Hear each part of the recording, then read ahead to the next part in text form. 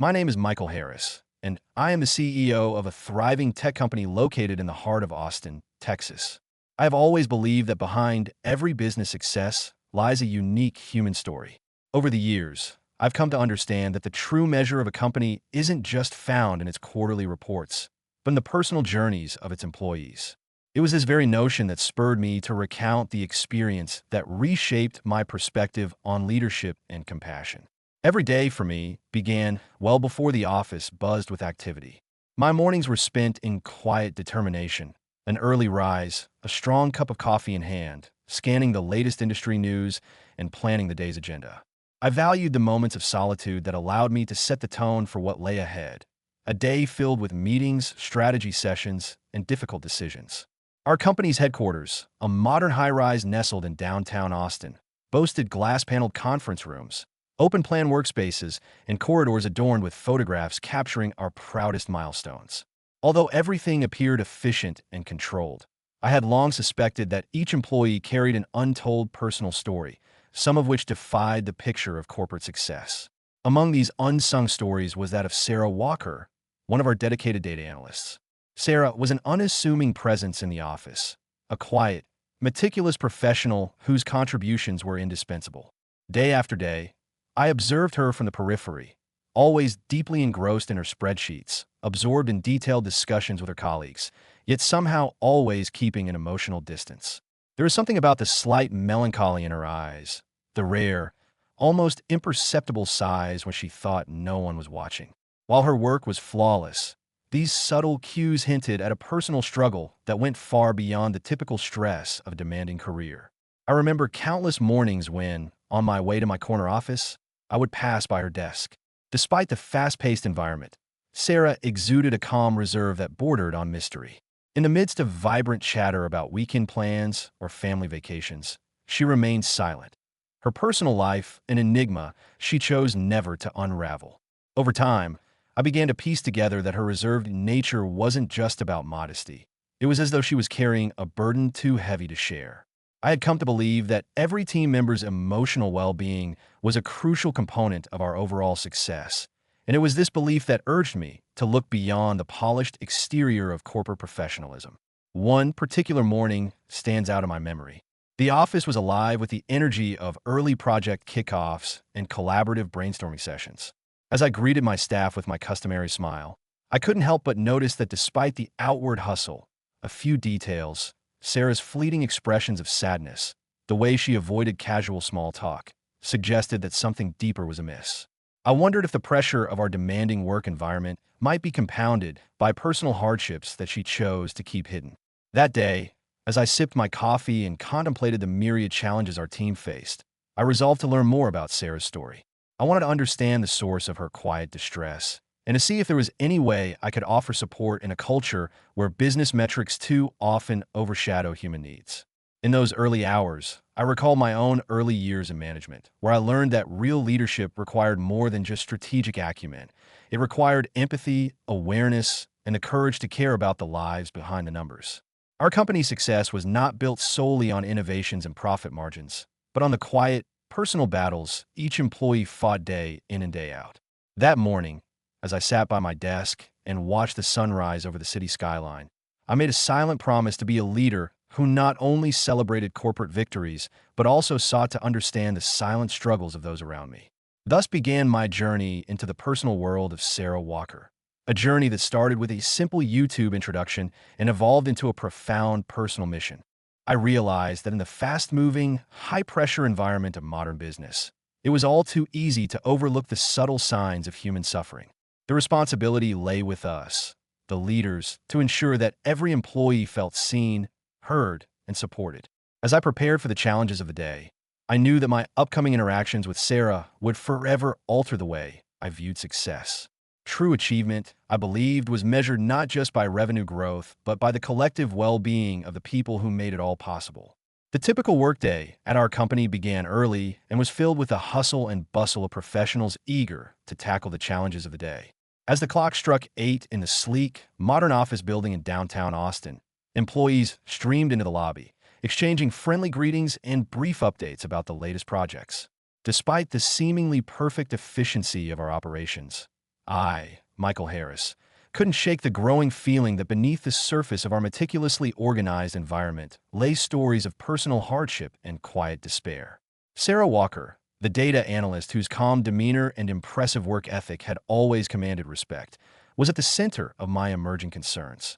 Known for her unwavering focus and unparalleled accuracy, Sarah was often seen with her nose buried in reports or quietly conferring with team members.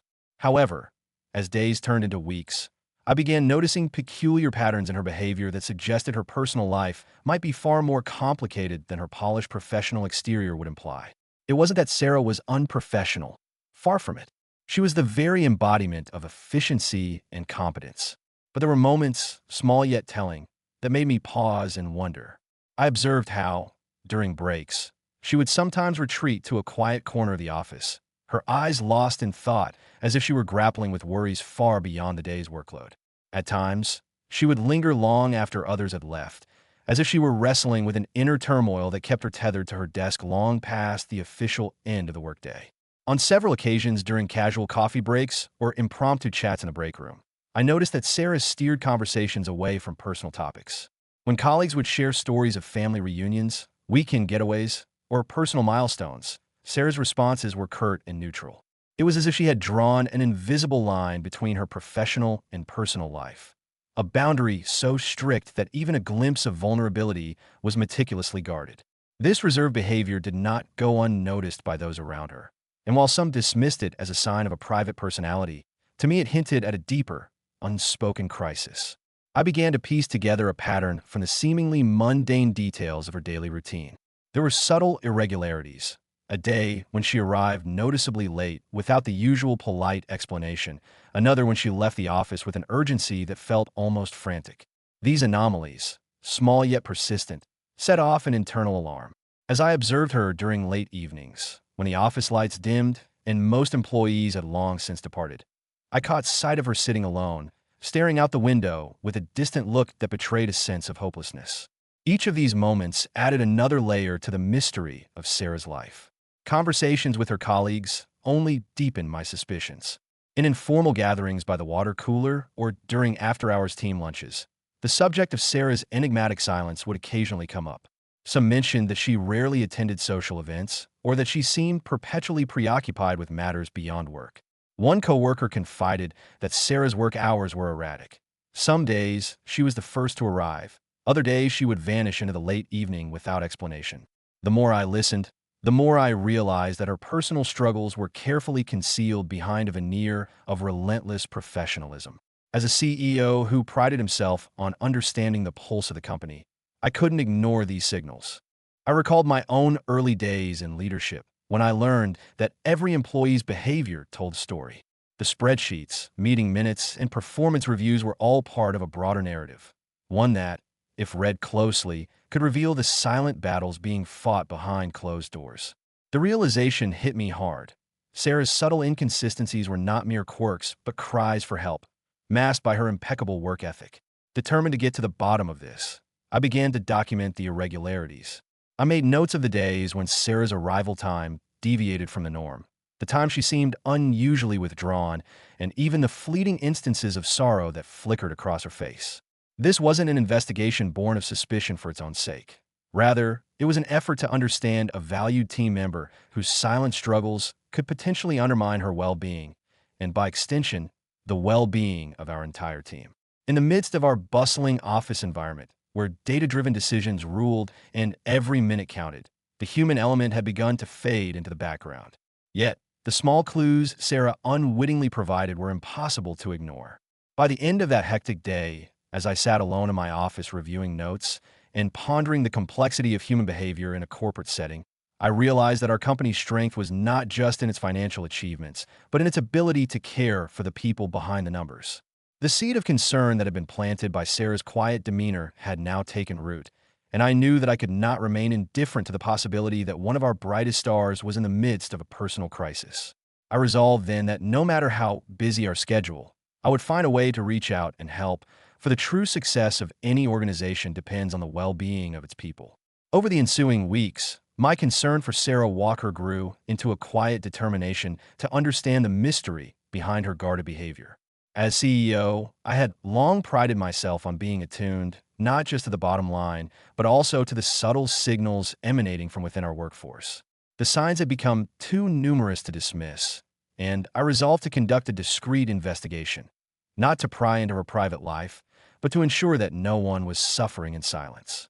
My first step was to speak with those closest to her. I reached out to her immediate colleagues, inviting them for casual conversations over coffee in the company lounge. In these relaxed settings, away from the formality of boardrooms and structured meetings, I gently broached the topic of work-life balance and personal well-being. Several team members hesitated at first, but gradually, snippets of Sarah's behavior came to light. They mentioned that she often worked late into the night, sometimes staying well beyond the typical hours, and on other days, she would mysteriously vanish from the office with little explanation. One employee, after a few rounds of candid discussion, confided that Sarah's demeanor was markedly different on days when she was not feeling well. Her smiles were forced, and her eyes seemed haunted by unspoken worries. Parallel to these conversations, I began a careful review of the company's attendance records and security footage. Adhering strictly to our internal policies and legal guidelines, I analyzed the patterns of Sarah's comings and goings. The data revealed an irregular schedule. There were days when her entry time was unusually late and evenings when she lingered long after the rest of the team had departed. A closer look at the security logs showed that on several occasions, she exited the building at times that coincided with the onset of darkness, as if compelled by an urgent need to be somewhere else. The pattern, though fragmented, began to form a coherent narrative, a narrative that hinted at a profound personal issue.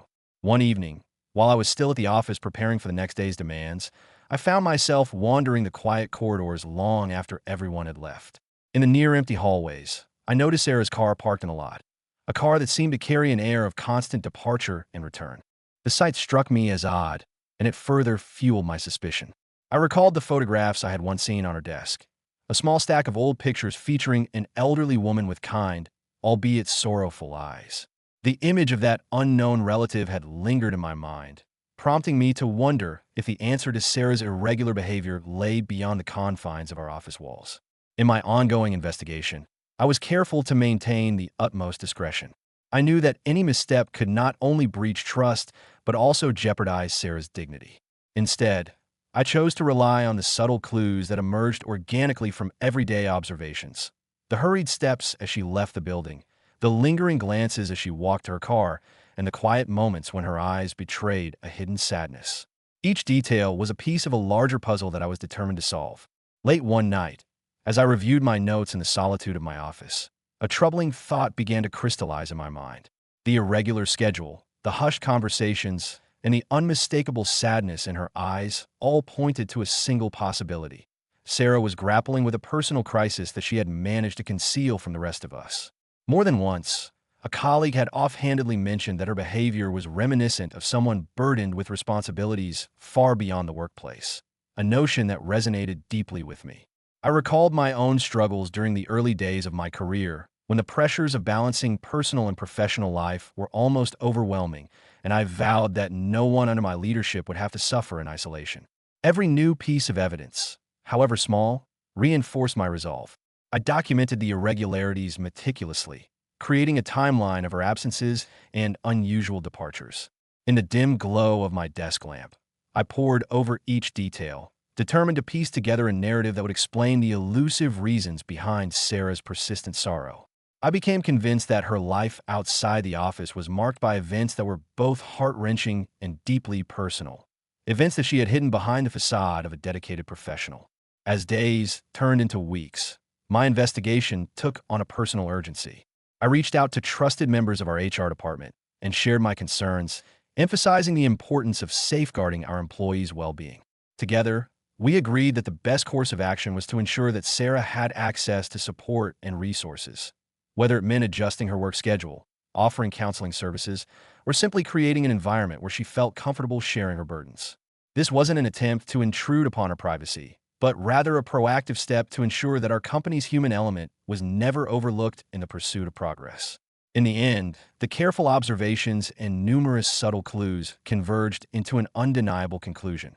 Sarah was living a double life, one that the world saw as the epitome of quiet professionalism, and another hidden behind the tinted windows of her daily commute.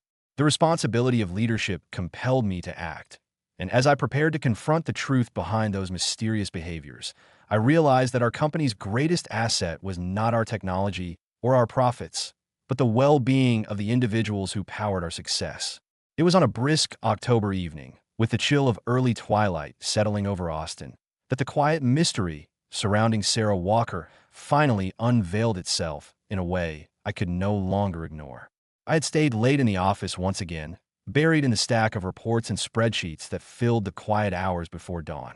As I stepped out for a brief respite on the company parking lot, I caught sight of a familiar figure moving briskly toward her car.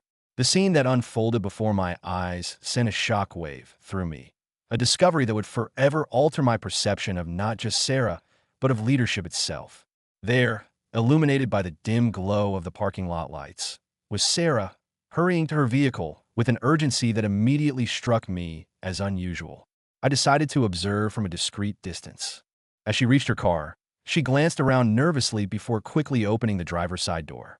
Out stepped an elderly woman with fragile movements and a face etched deeply with the lines of countless hardships. In that instant, I recognized a figure from the faded photographs on Sarah's desk, her grandmother, Eleanor. The elderly woman's gentle eyes, filled with sorrow and resignation, told a story of pain that belied the composed exterior Sarah presented at work. The realization that this accomplished professional was compelled to live out of her car in order to care for her ailing grandmother struck me like a bolt of lightning. The shock of that discovery left me reeling. Questions flooded my mind. How could someone so capable and meticulous be forced into such a desperate situation? Why had Sarah concealed this reality so well that even the closest colleagues remained oblivious? In that moment, every previous anomaly, the late arrivals, the hurried departures, the fleeting sadness, clicked into place, forming a tragic mosaic of human struggle and silent sacrifice. The next day, with a heavy heart and a resolve tempered by empathy, I summoned Sarah to my office. I knew that the conversation required the utmost sensitivity. It was not simply a managerial inquiry, but an act of genuine concern. In a private meeting room, away from the prying eyes and ears of the open office, I broached the subject gently. I expressed my observations without judgment, making it clear that my only intention was to offer support. Sarah's initial reaction was one of guarded silence. Her eyes, which had always shone with a reserved professionalism, now betrayed a depth of vulnerability I had never before seen. After a few moments of quiet, she began to speak, her voice soft and trembling as she recounted the painful truth. A few months ago, Sarah explained, her grandmother had fallen gravely ill. The sudden onset of a debilitating condition had left Eleanor with few options, compounded by a lack of sufficient health insurance and the exorbitant costs of quality medical care in our country. With family resources stretched thin and no one else available to care for her, Sarah found herself in the impossible position of choosing between her career and her familial duty. The desperate circumstances forced her to relinquish her apartment and transform her car into a makeshift living space. The only way she could remain close to Eleanor and provide constant care during the relentless progression of her illness. Listening to her story, I felt a profound mix of admiration and sorrow. Here was a young woman who had excelled professionally despite facing overwhelming personal adversity, and who had chosen to shoulder her burden alone rather than seek help for fear of being judged or seen as weak. The details of her daily routine, the frantic early mornings, the weary late nights at the office, and the quiet moments when she gazed off into the distance, suddenly acquired an entirely new meaning. Every seemingly insignificant act was a testament to the enormity of the challenges she faced and the sacrifice she was willing to make. As Sarah's words filled the room, tears welled in her eyes and a tremor ran through her voice. The pain of witnessing a loved one's slow decline, combined with the constant pressure of maintaining a professional facade, had gradually worn her down. I felt an overwhelming urge to do more than just listen. I needed to act. I assured her that no one in our company would ever judge her for her circumstances and that we would do everything within our power to provide the necessary support. I promised that confidentiality and compassion would guide our actions and that her personal struggles would never be used against her in any professional context. That day, the truth was no longer something to be hidden behind spreadsheets or quiet nods in the hallway. It was a living, breathing reality that demanded action.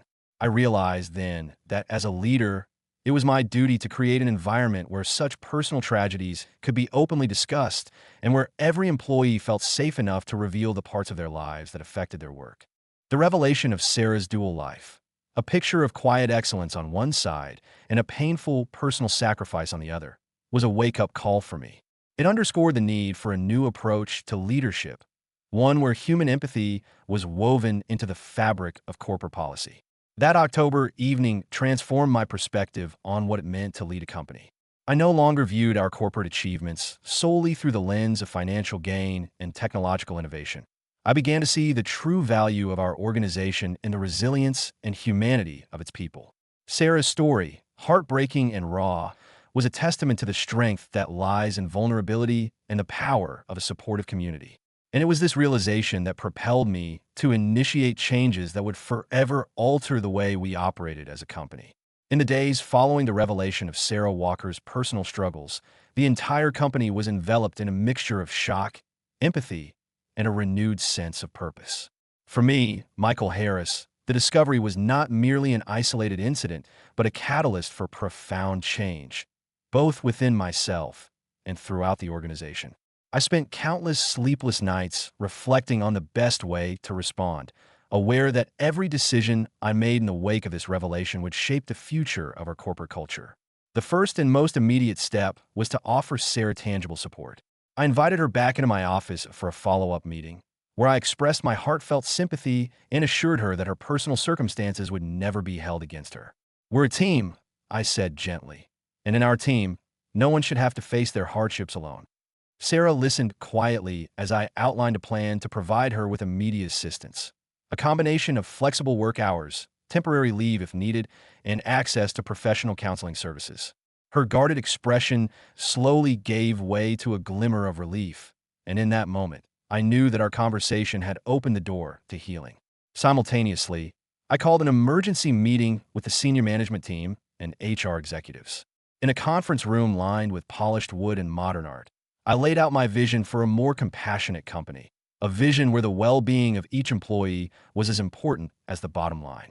I proposed the establishment of an employee support initiative, a program designed to offer comprehensive assistance ranging from mental health counseling to emergency financial aid and flexible scheduling for those facing personal crises. The room was filled with a mix of surprise and quiet assent. While some were initially taken aback by the emotional nature of the proposal, most recognized the need for change. I argued passionately that a successful company must be built on the foundation of its people. In our fast-paced, metrics-driven environment, we had lost sight of the fact that behind every quarterly report was a human being with a story that could be one of triumph or, as in Sarah's case, one of quiet suffering. I recounted the details of Sarah's struggles, emphasizing that her situation was not an isolated case, but a stark reminder that our employees were not immune to the challenges that life outside the office could bring. I reminded everyone that true leadership was measured not by the ability to generate profit, but by the capacity to care for and uplift those who contribute to our success. Following that pivotal meeting, our company embarked on a series of sweeping reforms. A dedicated support group was formed, an assembly of HR professionals, department heads, and volunteer counselors, tasked with creating an open, stigma-free forum where employees could share their personal challenges without fear of reprisal. This group instituted regular check-ins, anonymous surveys, and even after-hours workshops focused on stress management and emotional well-being. Slowly but surely, the company began to transform. The cold, impersonal corridors of our office started to echo with more genuine laughter and candid conversations, and employees found themselves emboldened by the knowledge that their struggles were being taken seriously. For Sarah, the changes were nothing short of life-changing. With the newly implemented flexible schedule and a designated liaison from the support group, she found the strength to address her personal crisis head-on. Over time, she was able to secure more consistent medical care for her grandmother, Eleanor, and even began to share her experiences with a trusted few colleagues. Her gradual transformation, from a quiet, isolated figure to a more engaged and supported member of our community, became a powerful symbol of what it meant to truly care for one another. The ripple effects of these reforms extended far beyond Sarah's immediate situation. In company-wide town hall meetings and one-on-one conversations, employees began opening up about their own hidden struggles, financial worries, family crises, and even bouts of depression. The change in atmosphere was palpable. What was once a strictly professional environment gradually evolved into a community where empathy and understanding became as important as deadlines and deliverables. Personally, I underwent a transformation as well. Sarah's story forced me to reconsider the metrics of success. No longer would I measure our company's achievements solely by its market share or profit margins. I now saw success as the well-being of our team, the resilience of our spirit, and the ability to support one another in times of need. My leadership style shifted from one of transactional decision-making to a more relational approach, one that valued open communication, mutual respect, and above all, compassion. Today, our company stands as a testament to the power of genuine care in the workplace. What began as a solitary, heartbreaking revelation blossomed into a movement that reshaped our internal culture, turning our organization into a true family, a place where every employee knows they are more than just a number. Sarah's courage in the face of adversity and our collective willingness to adapt have become an enduring legacy of the transformative power of empathy. And as I continue to lead with an open heart and an attentive ear, I remain ever mindful that the true strength of any business lies in its people and in our shared ability to rise together, even when life's challenges seem insurmountable.